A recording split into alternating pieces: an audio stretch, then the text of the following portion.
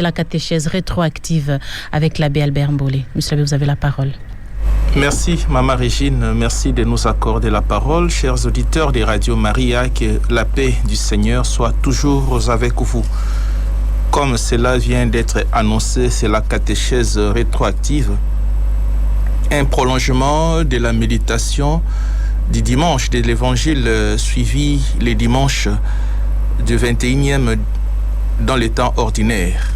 Nous avons célébré les dimanches le 21e dans les temps ordinaires et nous allons prolonger la méditation autour de l'évangile qui nous a été proposé.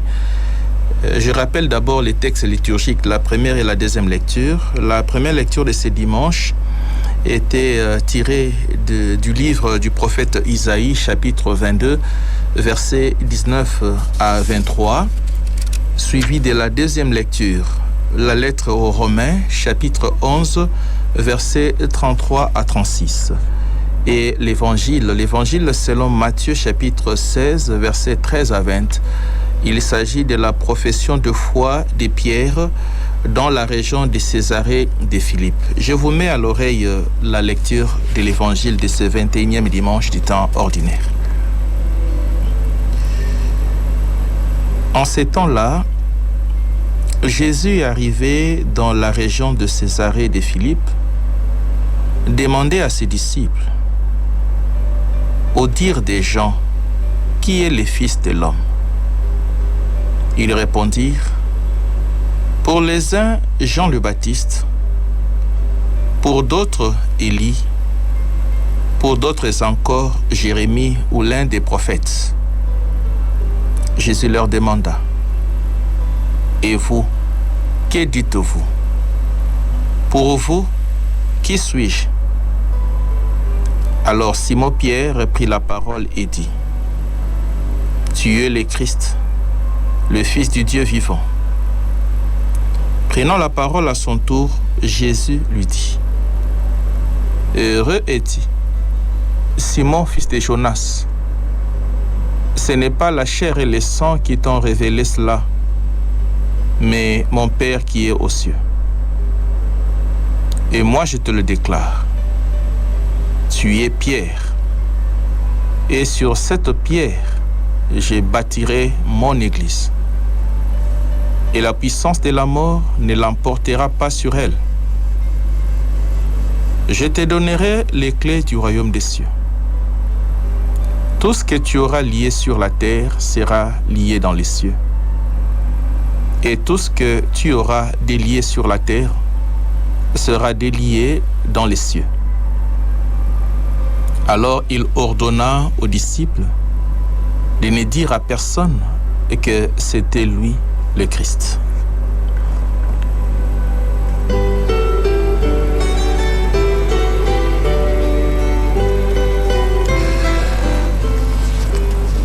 Voilà, chers auditeurs, nous venons de suivre encore une fois l'évangile qui nous a été proposé en ce 21e dimanche du temps ordinaire, la profession de foi de Pierre dans la région de Césarée de Philippe. Il s'agit d'un échange, d'un dialogue entre Jésus et ses apôtres. Un dialogue, un échange qui se déroule à deux moments.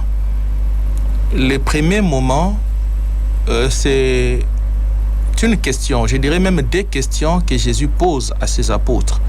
Dans un premier moment, il s'agit des questions, une interrogation que Jésus donne à ses apôtres. Il s'agit de répondre à la question « Que disent les gens à mon sujet ?»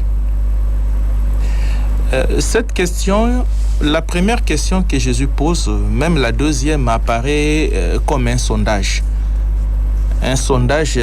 impersonnel, au dire des gens « Qui suis-je ?» Jésus essaye de sonder un peu les alentours, ses apôtres, pour apprendre un peu ou comprendre ce qu'ils pensent de lui. Pourquoi Jésus fait un sondage? Parce que nous sommes au chapitre 16. Les chapitres précédents, c'est le chapitre 15. C'est le miracle de la multiplication de pain. Et il y a eu même un petit prolongement dans ce sens de la discussion concernant l'emportement de pain. Toujours, là maintenant nous sommes au chapitre 16, la moitié de ces chapitres, il y a aussi discussion sur les pains à apporter. Les apôtres semblent oublier le pain. Et pourtant, les discours de Jésus ne concernaient pas s'ils ont apporté le pain ou non. Et donc, précédemment, avant cette interrogation, il y a eu un miracle de la multiplication de pain. Et Jésus voudrait savoir qu'est-ce que les gens ont comme perception sur sa personnalité. Il sonde un peu les cœurs de ses apôtres au dire des gens qui suis-je. Là déjà c'est une leçon que nous pouvons tirer quand Jésus essaie d'interroger ses siens à son sujet au dire des gens qui suis-je. C'est une leçon dans le sens que nous devons apprendre aussi à notre tour de pouvoir faire cette auto-évaluation en posant la question. C'est tout le monde qui est appelé à faire ce sondage sur sa propre vie. Nous ne pouvons pas continuer à vivre comme si de rien n'était. Il faut apprendre à s'asseoir, évaluer sa vie et connaître ce qui marche et ce qui ne marche pas en posant certaines questions. Et c'est dans tous les domaines de la vie, même dans les domaines du foyer. Les parents peuvent aussi se livrer à un tel exercice de sondage. L'époux poser la question à son épouse, par exemple, dans ma manière de gérer le foyer, dans ma manière de gérer la famille, qu'est-ce que tu penses? Qu'est-ce que tu dis de moi? Et vice-versa, l'épouse aussi, de demander à son mari, à son époux, qu'est-ce que tu penses dans la manière d'être dans le foyer?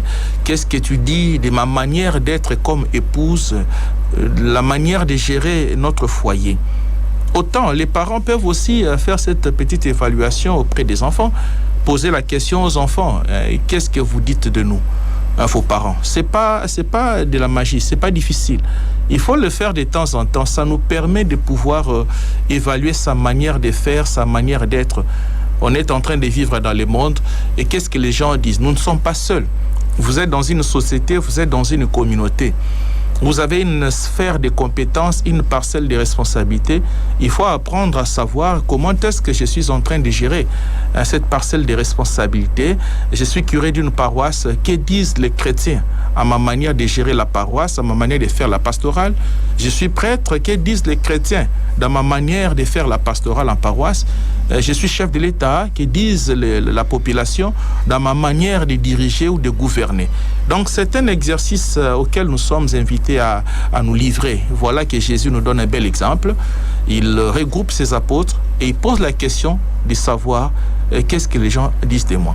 Et là, Jésus ne pose pas cette question pour découvrir sa réputation. Non. Cette question n'a rien à voir avec sa réputation. Il pose une question pour découvrir son identité ou aider la population, les apôtres particulièrement, à dire quelque chose au sujet de son identité. C'est ainsi que la première question est impersonnelle. Au dire des gens qui suis-je? Eh bien, les apôtres vont répondre, ils vont donner une réponse des communs des mortels. Voilà ce qu'on dit.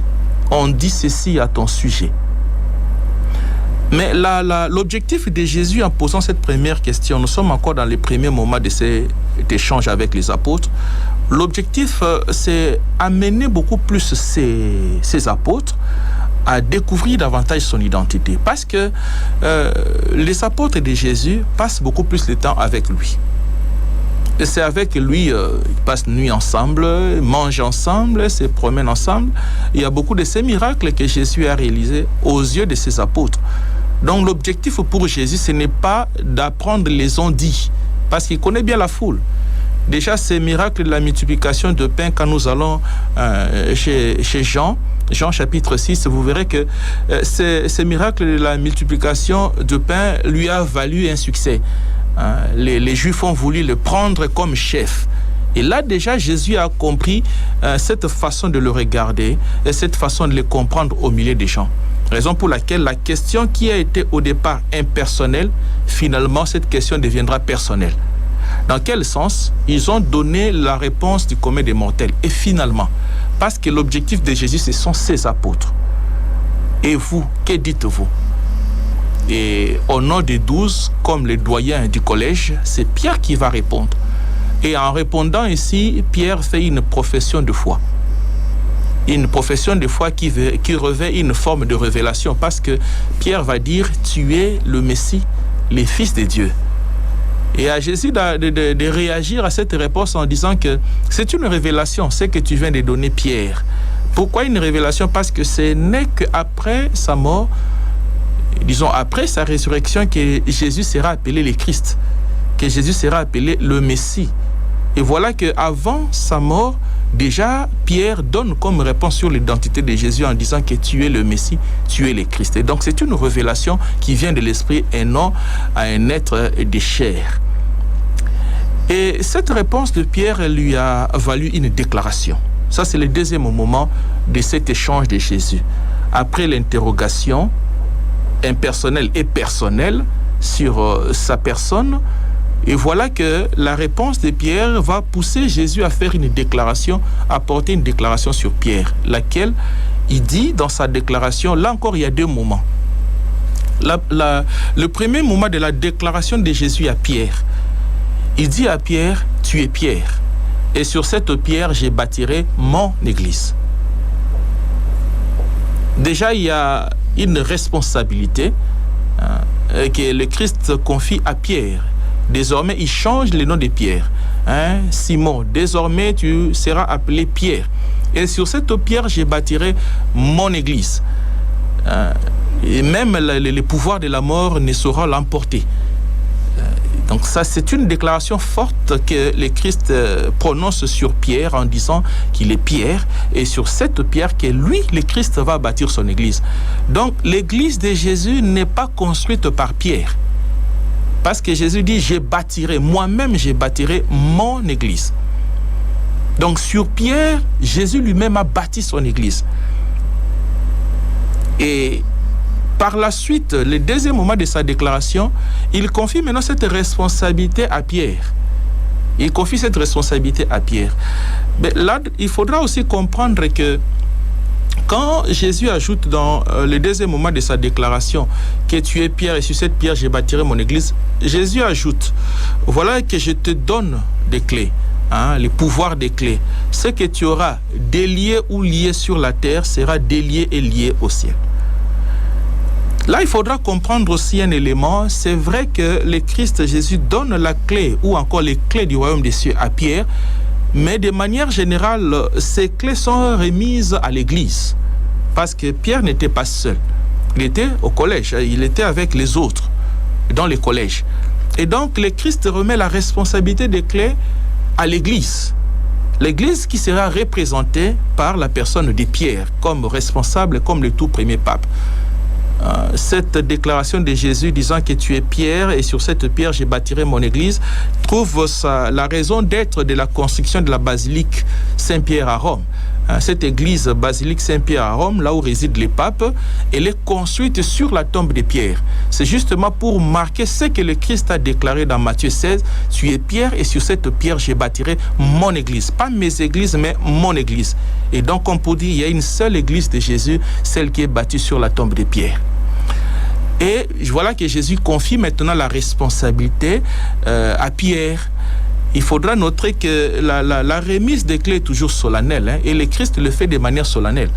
Lorsqu'on habite, lorsqu'on prend possession d'un domicile, où on les quitte, il y a toujours une remise des clés solennelle. Et c'est ce que Jésus a fait aussi. Remettre la clé à quelqu'un, c'est aussi un signe de confiance. Je ne peux pas remettre la clé de ma maison à n'importe qui. Et voilà que le Christ, il prend la clé de sa maison, de son église, il la remet à Pierre ou à l'église. Nous disons que cette clé ou encore ces clés du royaume des cieux sont remises à l'église. D'ailleurs, saint Augustin, déjà au IVe siècle, en prononçant une homélie sur cet évangile, il dit que Jésus, en remettant la clé, il remet la clé du royaume des cieux à son église. Et donc, Pierre, qui représente l'Église, va prendre le pouvoir de l'unité et de gouverner cette Église. Et donc, l'Église de Jésus a reçu une certaine responsabilité. La remise des clés, c'est aussi un acte de la remise en charge ou encore d'une certaine responsabilité. Et c'est tout à fait normal que aujourd'hui, l'Église se voit responsable des âmes. Donc c'est ce que nous pouvons retenir de cette déclaration de Jésus à Pierre, une responsabilité que l'Église confie, plutôt que Jésus confie à son Église. Et cette responsabilité suppose aussi la confiance.